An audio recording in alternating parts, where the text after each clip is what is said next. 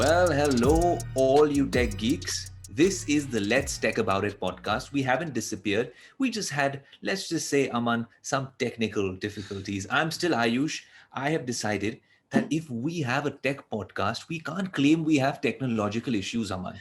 So I told Aman, let's get some foolproof way. We're going to have backup recordings. We're going to do an episode very soon on all the mistakes we made setting up this podcast. Maybe that'll be helpful for people out there. But if you can see, I've got backup mic, I've got my original condenser mic, I've got these extra ugly ET headphones on as well, and I've kept, well, some sort of a script so that we don't veer off course. But my name is still Aayush Shalavadi, and my best friend Aman is joining from LA. He's taking all the production and the producer shots on this one.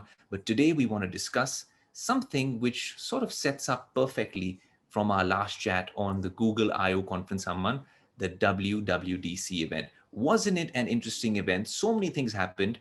It's yet another lockdown or pandemic time event. So fortunately, unfortunately for the world, but fortunately it meant we all could watch it and we could all be a part of it, right? Because it was a digital event. So we were quite engaged in it. It was happening at the same time as Facebook with their Creators Week.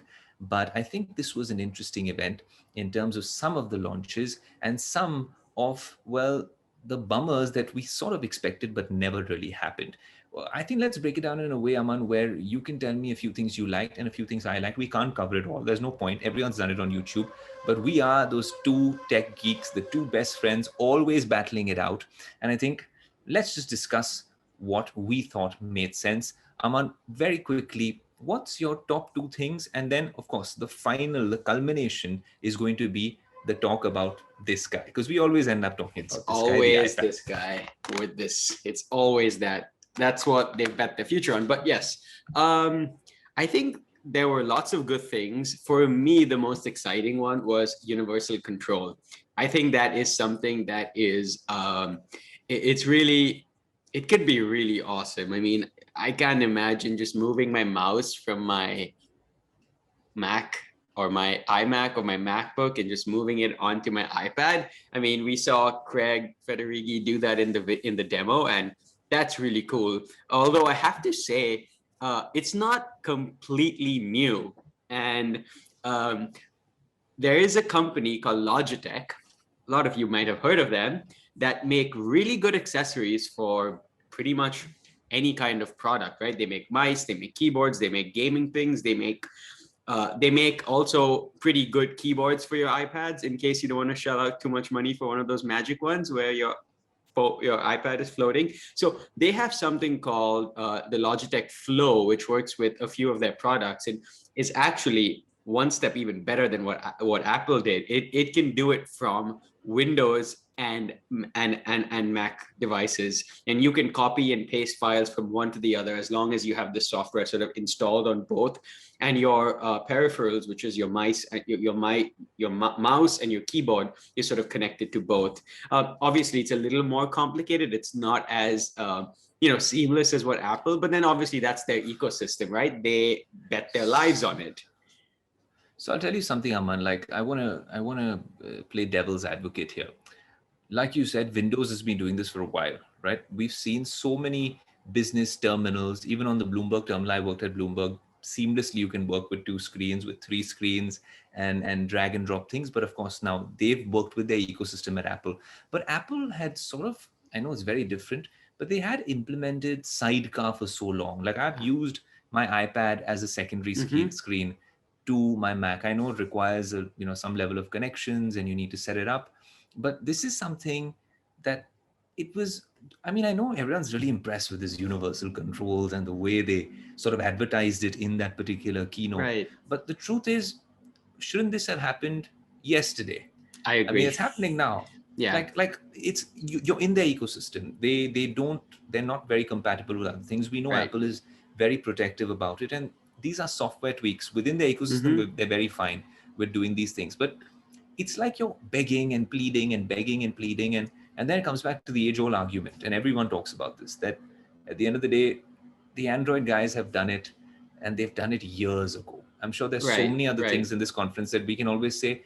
An Android engineer will be raising his hand and saying, been there, Done done that. that.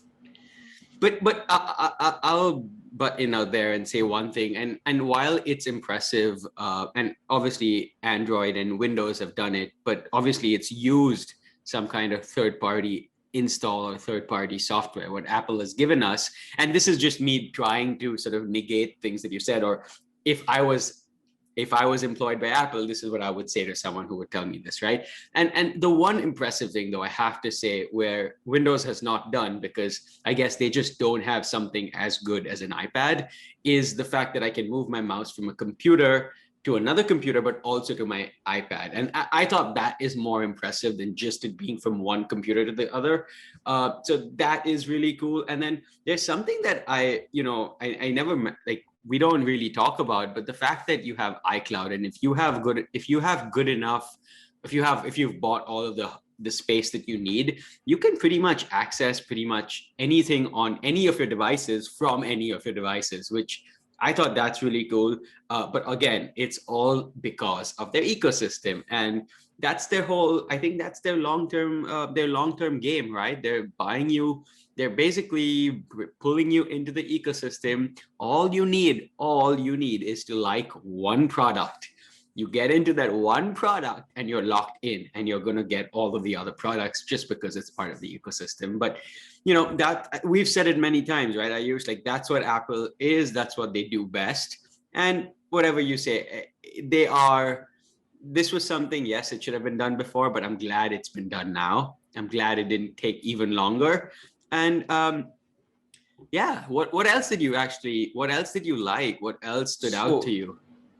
So Aman, I think there were a number of things which seemed sexy, and I saw what they did with their shared parties and streaming content together. And look, there are so many third-party apps that have done it. The problem with some of them is, and maybe Apple will get it right, is that Apple will make sure that if you and I are sitting thousands of miles away and we're watching my show on Netflix, shameless plug, Bad Boy Billionaires, then you and I won't have to buffer it at different stages. We can watch it practically at the same time. Someone who's doing this really well also, actually, when it's not being used, is Instagram in their chat function. You and I can actually do a lot of cool things, watch, but it's limited to their content, which is not necessarily something we want to watch together. So yes, if a Netflix does this, I'm guessing it's very Apple TV centric, the kind of apps and the ones that they mentioned in at WWDC as well. But something I was very, very impressed with was this push for privacy. Yeah. Now you need to understand the context, the policy standpoint. Those Senate hearings, congressional hearings, all the flack they're getting from privacy evangelists in India, the government in India, all the crap that they're getting in Europe, and then America is really breathing down their neck as well. So privacy is what big tech is worried about. Security is what they're worried about, and all their existing systems don't seem to be working, especially for regulators. So there's going to be a big clampdown on these things. Famously, everyone knows that Mark Zuckerberg went up to Tim Cook at one of these 2019 hearings, and he asked him, saying, what do we do? And I think Tim Cook's answer was, stop storing so much user data. Well, stop monetizing it, stop using that data the way you do. Because the version of the internet that Mark Zuckerberg thrives on is, well, essentially an open internet, but similar to what Google has in mind, right? It's running on an ad algorithm. It's an ad service, right? It's an ad service, and that's where Facebook's headed. With their products and the might of their products, especially in the social networking space, I'm very interested to see how Facebook, with their ego play now that, they come up with clones all the time, but we keep talking about wearables, and Facebook is reportedly working on a wearable. So, the whole game changes there, but that's another topic. But privacy for me is interesting. For those of you that want to learn even more than what Aayush just said, we did an episode all about privacy. So go back, watch that, and then come back and continue watching this one. But go ahead, Aayush. Spot on. You're getting better than me at this, Aman. I think a television network will hire you very soon. But I'm glad you mentioned it. But when I talk about privacy, it was actually something very specific. It was an announcement which most people hoping for a MacBook announcement wouldn't even care about. Yeah. But if Apple, if you put it in, juxtapose it exactly with what Apple did with 14.5 and the app tracking transparency bit, and now suddenly, and all the interviews that Craig Federighi did, explaining to you how privacy is the core, and it's no longer gimmick someone. It is No. stuff and moves that they are making, which is pissing Google off, which is pissing Facebook off, which Yeah. is actually eating into their coffers. We discussed this on that podcast a Mm-hmm. few weeks ago. And this move of obscuring IP addresses, especially in Safari and the Yeah. Mail app. I love Gmail. You love Gmail on Mm-hmm. All your all our devices. Yeah. iOS devices or whatever devices. But the truth is, if Apple told me that Mail on Apple is as secure or as amazing as what BlackBerry did some time ago, or that it's completely Yeah. encrypted, or comes in with why people are leaving WhatsApp, why people are moving to Signal or Telegram or any such Right. service. If they build that narrative around their mail, I don't care if it's not as sexy and flamboyant as Gmail. If it's safe, I'd be very, very interested to see how they're doing it. If they're obfuscating your IP addresses, that actually means that companies who actually track this is one more death knell for those Yeah. companies, can't actually track Track you you. anymore, at least basis your activity on that Right. Apple device. You do Right. something silly outside, login, of course, you're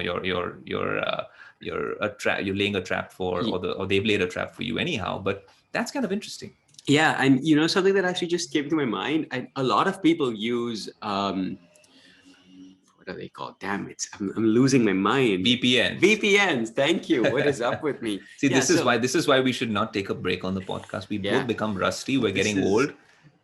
yeah. We will try and not ever take a break again. But coming back to it, yeah, we use VPNs to essentially do the same thing. It scrambles our IP address, and it appears that you're in another country or another place. And well, we've all used the benefits of a VPN where we want to access content from other countries, but this is the actual use, right? Or this is why VPNs were created, for privacy. And now Apple's like, you know what? We're going to give it to you right from the get-go. And when we talk about innovation, it's always about hardware innovation, right? Like, what do we see? And if Apple famously killed the 3.5 jack, right? No more wired headphones. That was their first major sort of hardware um, basically death kill, right? Like you said. And then more recently, they stopped giving you the charging block, another death kill. And while everyone made fun of them, everyone copied them, right? And Yeah. now this is something that I think is it's innovative is not the right word. It's basically saying this is us giving the power back to our users, and it is a death kill for Google and Facebook, right? Clearly. And Apple's basically gone and done what they've done numerous times before. They've just did it. They did it without even blinking, and it's gonna make it's already sent waves, and it will continue to do so until everyone realizes the might of Apple. Unfortunately, it is what it is, and we'll have to either come up with ways around it or just suck up and accept it and continue on and find other ways to do it.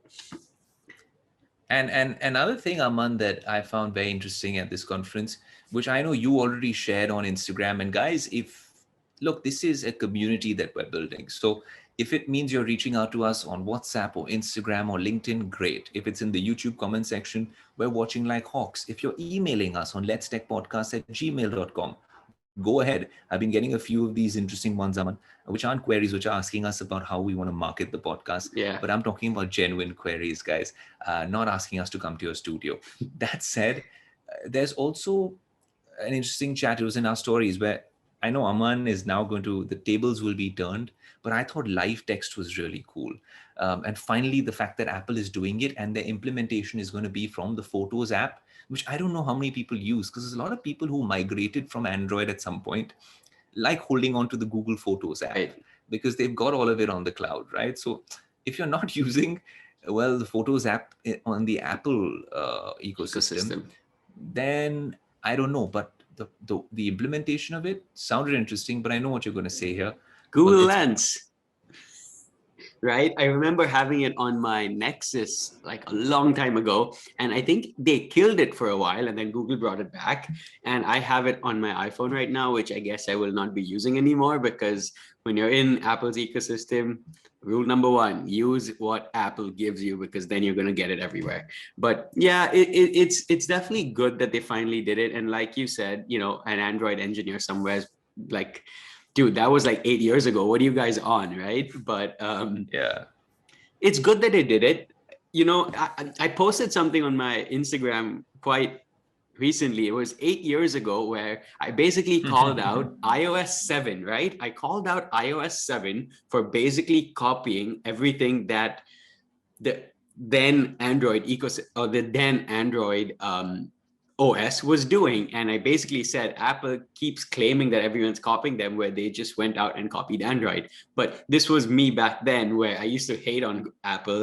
And basically, I was a Google fanboy, for lack of a better term. See, for everyone who keeps saying that I'm the Google guy, it was originally Aman. I keep saying Aman was the guy who was obsessed with Google, I remember. And then also with your BlackBerry, you were really obsessed Yeah. with your BBM and Black. Actually, all of us were a little obsessed. Yeah, I think it was the first. BBM was like the first insight into modern day social media, right? Where no Instagram, no Yeah. Facebook status update or whatever. It was always BBM, and it was a fad. And it's quite unfortunate with what's Do happened to you BlackBerry. They clearly did not catch the train, and they do were you left far remember behind.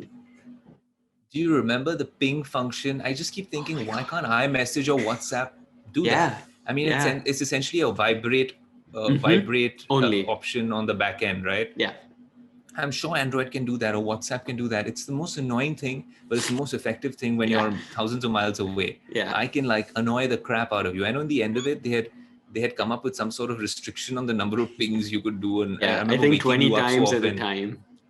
something Which is like still that. quite But a lot. I mean, 20 times your phone vibrates when you're sleeping and it's on the bed on your nightstand. It's like gonna start buzzing there. hashtag let's talk about it. Hashtag LTAI podcast. Guys, we are calling it here. One of those messaging services or their native messaging apps on the iPhone or on Google or even Truecaller, because a lot of people use Truecaller in India as well. I promise you, they're going to come with Ping very soon, and you know where you heard it first because we put the thought out there. When you visualize, you materialize, right? So that's the whole game, right, Yeah. man? There's one more thing that I know that you were excited about, which was essentially the whole FaceTime conversation, right? Does Yeah. that excite you?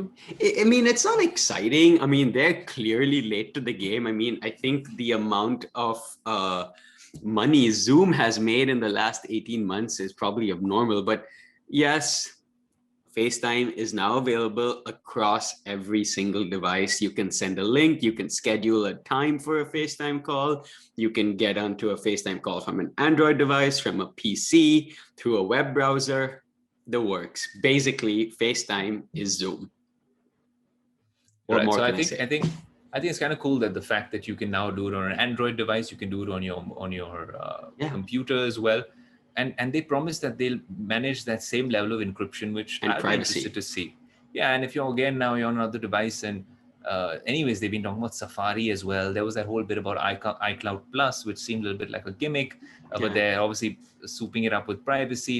But iCloud is the unsung hero, I feel, at a lot of Apple events. That's something. All of these things that you're talking about, yeah, AirDrop, AirPlay, Universe, everything essentially works on that at its right. core, right? And So I think, AirDrop is something that is such an underrated feature, right? Like when we send photos to each other on WhatsApp, it's always compressed, it loses quality.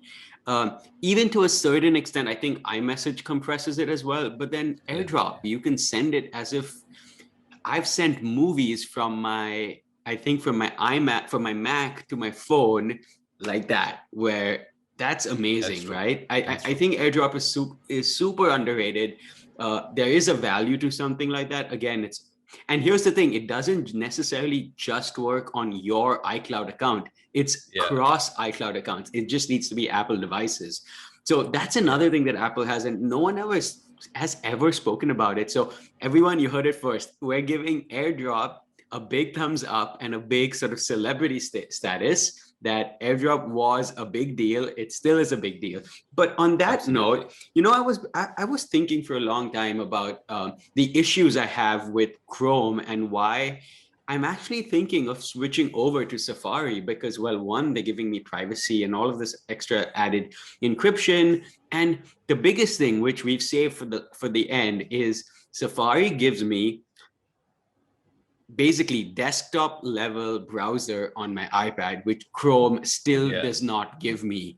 And that's now our transition into the biggest issue or the biggest announcement of WWDC, iPad OS 15.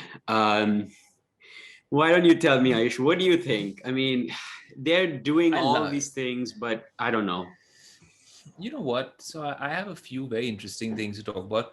There's one more thing, by the way, which I was telling my mum, which Yeah. it's one thing that really pisses you off is how notifications are managed on all devices, and somehow devices aren't intuitive enough. You can't go Yeah. into do not disturb mode. I think with focus, what they're Yes. thinking of, Yes. it's actually a silent game changer, and I feel all devices, all platforms should adopt it, Yeah. because there are certain things you need to do at certain times, whether it's linked to a place, whether it's linked to a time, whether it's linked to you doing it manually. Sleep, work, workout, that sort of division will be, I can't wait to see how that works Yeah. out. And the best part is, if you're on iMessage, unfortunately in India we don't use iMessage so much, Yeah. but something like that, the thought process was brilliant in terms of the functionality. The fact that if I message Aman saying, Aman, have you edited the podcast, has it been uploaded, should I make a trailer for it, Right. stuff like that, Right. Aman doesn't even have to respond to me. His phone will tell me that he's currently In a studying, meeting or whatever. or he's in a meeting, or his focus mode has changed, and I would know that I have to respect that. And Aman doesn't have to give me a reason for it, because I know that he was busy. So I think that was Yeah. kind of cool. It's not as silly as sending a default message, but I thought that Yeah. was cool. Focus is something that I didn't Yes. focus on earlier, but I am Yeah. right now. And it But works across all your devices, which is so the that's beauty kind of cool. of So that iCloud, right? means your iPad, your phone, your Mac, watch, your Mac, everything, everything. right? So even your HomePod will be connected to that as Yeah. well. I'm guessing it won't bother you with, if it knows you're sleeping. I'm sure they'll do some audio level Right. management there as well. Right. I think those are interesting things. The iPad, right now, iPad OS 15, and I've been watching a lot of videos. The first thing was, it's a linked thing, so I'll get it out of the way right now, then we can Yeah. focus on the iPad. Mm-hmm. Was that, why wasn't the MacBook announced? Now, was it a ploy? Was it something they decided? And then I was watching Rene Ritchie's video, right? It's a long Yeah. video, just pissed off about iPad OS 15. But he said something very interesting, Aman. He said, all of us tech geeks, tech bloggers, YouTubers, journalists, guys, who enjoy tech, we don't even make up 10% Yeah. of That's Apple's audience, true. of their TG, right? So we can cry about getting, well, Mac OS on this baby and all of that, but they don't see it that way. I was seeing Yeah. a lot of people on Apple's the US office were actually following us on LinkedIn and seeing my Right. profile and stuff, because we've been putting stuff up. And it's interesting because these are top level engineers. Some of them are now part of the keynotes for Yeah. Apple Yeah. for Diversity, many I Sardarjis and know. whatnot. A lot of But Indians coming on there. a lot of Indians, and hats off, I'm Yeah, proud of all of us. absolutely. And the thing is, we're smart people, guys. All of you are tuned in. Indians are really smart. Or everyone at Apple must be smart, but the Indians are smart all over. And that said, Aman, I just thought that, look, they have a very set funda or a rationale about how they want to look at the iPad and how they want to look at the MacBook. They're not worried about giving you Mac OS on it. Yeah. There are certain things where, if you even, they gave it away, uh, the functionality aside, and the design element and the UX element of it better. But like, they gave something away, if you noticed. When they were announcing the iPad Pro a few weeks ago, they said, and it's our Apple tradition to be giving a supercharged version of our chip or processor or whatever, Yeah. right? And then they said, and this time it's going to be supercharged or whatever. It's going to be the M1. The frustration, and this might be a two steps back in terms of marketing and product placement by Apple. They'll accept this mistake Yeah. later. Is that the A14, you and I have discussed it on our phone, on my iPad Air, is an overpowered chip Yes. for these devices, right? 100%. Rene Ritchie had a point, which is something I kept asking you, saying, Aman, let's study this more. Is the A14 very different from an M1? No, it's the same Okay. damn chip. So I mean, of course, they've souped it up, they've tweaked it, but what the real nomenclature should have been was A14X, Exactly.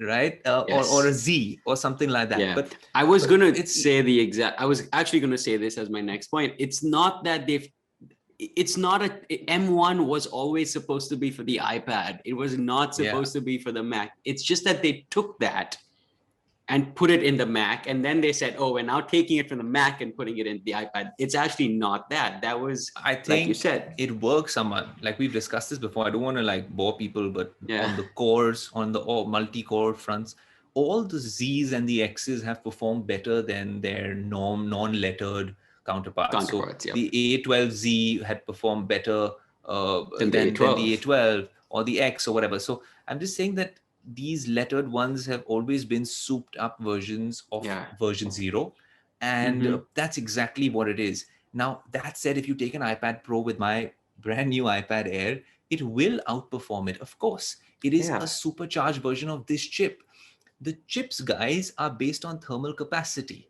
They're based on how much heat they can manage. But the good thing about MacBooks and why they move to silicon is that Apple can actually manage well even a MacBook Air at peak Mm-hmm. capacity without a fan. Just Exactly. let's just go back to the engineering there. The fact that they can do that and that sort of heat dissipation when most of these MacBook Air, the one I'm using, if you ran an There's editing software on it so long, this would overheat and yeah.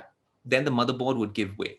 Yeah. So Speaking that's of which, exactly, my MacBook overheats now. It's a good old one. I bought it in 2014. It's 2021, so we're looking at about 7 years. And yeah. while I can still do simple stuff like simple Photoshop, simple editing, it works as good as it worked 4 5 years ago, right? It's a beautiful device. But when I did try video editing on it, heavy files, they do start heating up. So this guy got an Intel chip on it, but now with the M1 and the radical sort of heat dissipation, the fact that it doesn't need a fan, it's super efficient, more battery life, all of those things are going to play a big deal. And like you said, they now control everything. They're not dependent on having to rely on a third party architecture.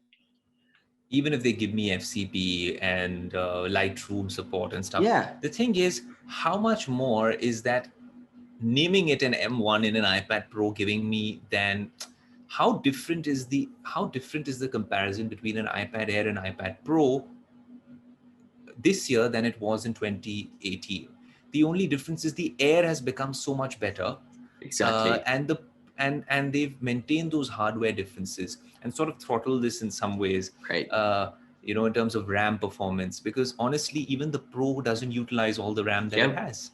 Yep. And the fact that they've given it now a Thunderbolt, yes, there's an improvement.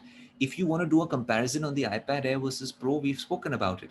The Pro has a very strong market. It is the Mm-hmm. premium product out there. Why? Absolutely. Not because of the M1, my friends, because of the mini LED, because of that Pro XDR sort of thing that you can do on the 13-inch version, Yep. because of the Thunderbolt, because of the 120 hertz display, and marginally because of the audio. That's why you buy a Pro, and that hasn't changed since last year as well, or even when Aman purchased his iPad in 2018. There's always been that sort of marked difference between the two.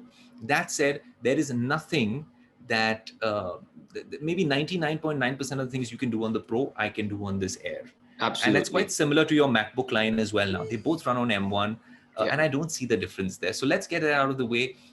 Aman and a lot of tech geeks and me somewhere deep down inside are pissed off, are bummed out that you don't Yeah. have Mac OS on the iPad. But I want to actually, on that note, say one thing, because while we're on this, we're trying to say things or gauge what Apple's going to do, and I'm going to try and put another thought out there in the world, and let's see if Apple ever sort of buys it. So the iPad came a lot later, right? It was the iMac that came first, and I remember Yeah. saying this back before iPads were a thing, when it was just your beautiful 27-inch iMacs, is instead of now saying what we're saying today is put Mac OS on my iPad, why don't you just make my iMac's touchscreen? That should be the Yeah. rumor. That should be what Apple is doing, because then you don't have to worry about where we said it, where they might be worried about if they put a Mac OS on their iPad, they're sort of almost like killing their other product. But this is now saying we're not going to do that. We're actually giving you the freedom of the beauty of touch that is on the Yeah. iPad, on You the said iMac. this. And I've said this You said before, this yeah. before. Like I Yeah. always like The one thing I have to give Microsoft, like they have, I think it's that Microsoft Surface, that giant thing, which, it can tilt in various angles and it's fully touch Yeah. screen. And it never picked on. Like I see it so rarely because people just haven't figured out how to use it, I guess. I'll be But honest with you. My yeah, brother has one, and okay. if I had to put the money into it, if I wasn't invested in the Apple ecosystem and I stayed on with my OnePlus alone, Yeah, and didn't worry about a tablet too much, and had a Garmin Garmin watch, and I would be very happy with that system as well. To be honest with yeah, you, I'd definitely buy the Surface. exactly. The I kind of think it's a functionality it gives me beautiful with it gives me device. this it gives me Windows, it gives me Yeah, some great tablet performance, it gives me, well, even if I want to use a pen, I can get that going as well. yeah, It's expensive, but it is Microsoft's flagship product, and absolutely. their marketing's been a little wonky because their ads have been a little stupid, but it's a great product. It's a great product, but I have to say one thing, and this is just because, and this could be me, me being completely biased or whatever, but I do feel that when it comes to the touch usage of Microsoft devices or Windows devices, it's just not there. It's just not intuitive. It's still a little bit lacking. Like I remember a friend of mine has one of those touchscreen laptops, and I remember sort of uh, even if you by mistake touch the screen, it realizes that it thinks you're doing something and it moves stuff around. And it just, I think when Apple does it, they do something that I don't think a lot of other That's companies do. true. Like they have that elegance and sort of finesse to it. And they've done it to the iPad. The iPad's evolved. And talking about the iPad, like iPad OS 15 has launched and they have all these new multi-screen functionality, multi-app functionality, and it's all great. And my 2 cents on it is I think it's a little complicated. But then again, like, don't think of that as a sort of replacement laptop. Still think of it as mobile computing, which is very different from a laptop. Like we need to say this out there, that mobile computing and a laptop are different things. Yeah, no, I think the iPad, what they did announce, and for people who didn't go through that entire, well, keynote or the conference, was one thing that they made a big deal about, but I think is again so yesterday, was reworking iPad widgets. Now, Yeah, I use them on my iPad all the time, and it's basically getting the app drawer from iOS, and it's that is taking two steps into the iPhone territory. right. Fair enough, you're taking good stuff from there. Yeah. What really, well, piqued my interest was also the fact that developers can actually start working on building apps on the Yes. iPad, right? That might change the ecosystem for a very protected sort of ecosystem. That might work. And the other thing that really worked for me was that the way they're managing to split the screen. I think they're Yes. calling it shelves. Shelves, and I think you always have the option. You have three dots that show up on every Yeah, app, and I think that was yeah, important because up until now you never knew if you could actually do split screen. Like you always had to just yeah, try. It was like, okay, I'll try yeah. splitting it. If it splits, it splits. If it doesn't, it doesn't. But now it's telling you that you can do it, and it's giving you that optionality from the get-go, which is the You right know, step. Aman, I'll tell you what. See, you know how they gave you that nice circular thing for your mouse pointer Yeah, on yeah. on iPad. Now, of course, stylus support is brilliant with the Apple Pencil. Um, there's just two things that really kill it and sort of make it inferior to Mac OS. I'll tell you what the two are: all the performance upgrades, and of course the legacy that comes, and all the Mm-hmm. know-how that comes with Mac OS, and bug reports and crashes aside. But the two things from a ordinary user standpoint which make this irritating to use as your daily computer are, first, files as an app Mm-hmm. versus Finder on the MacBook, Yes. right? It's nowhere close to the same Mhm. sort of experience. It's Of kind of annoying. course. It takes time to get used to, and also, that also means when you're pasting stuff and into you don't get a status bar even when you're uploading videos. You don't. It's not like a computer.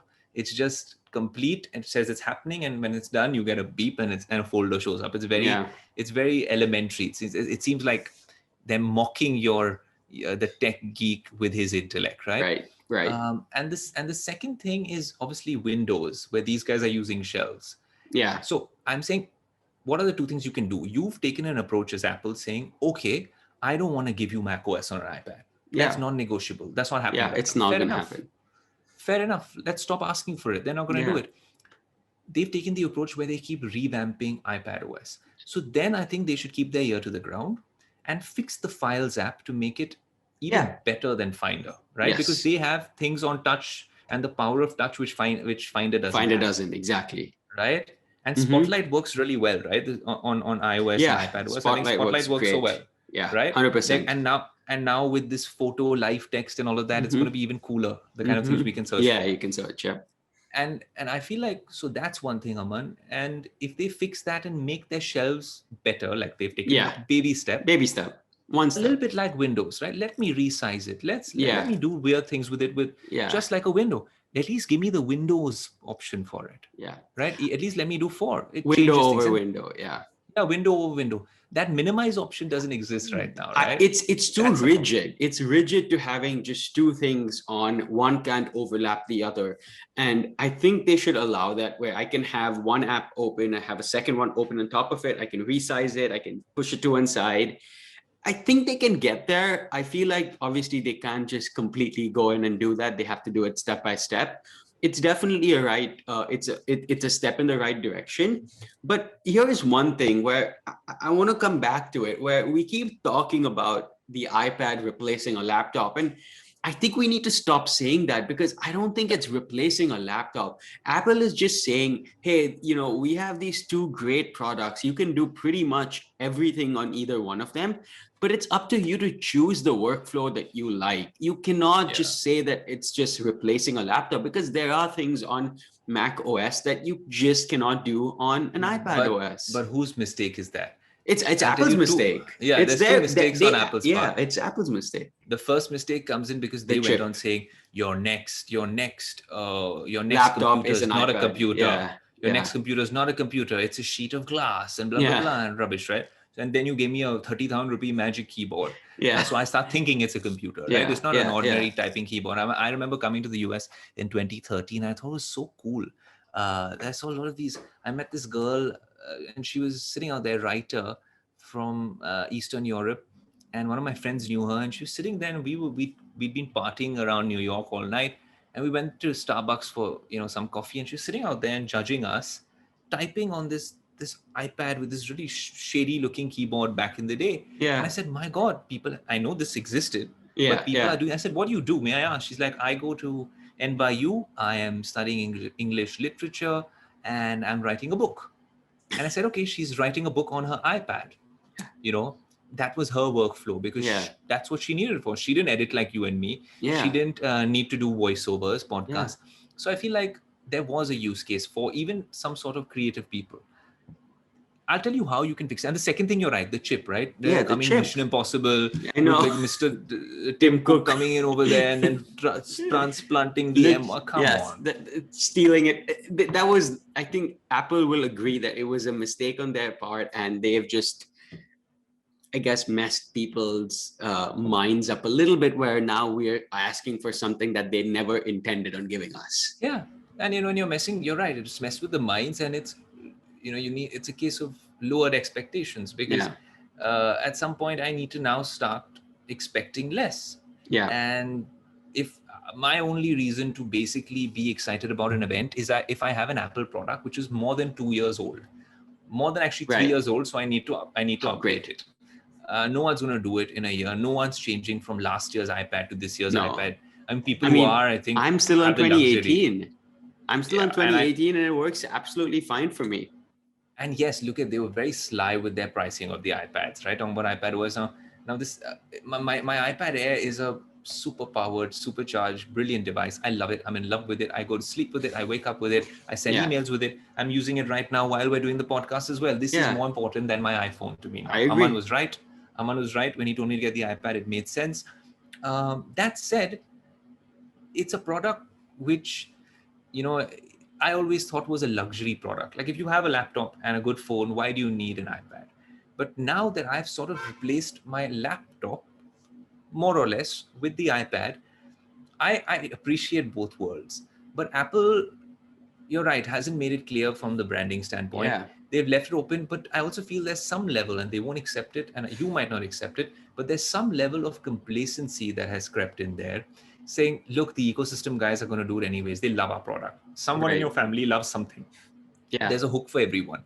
It Yeah. comes back to our conversation. What are you doing, Samsung, with your little?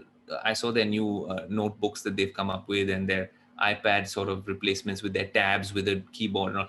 Now, my point is that it's all right, but Samsung's not doing a good enough job. OnePlus is far behind.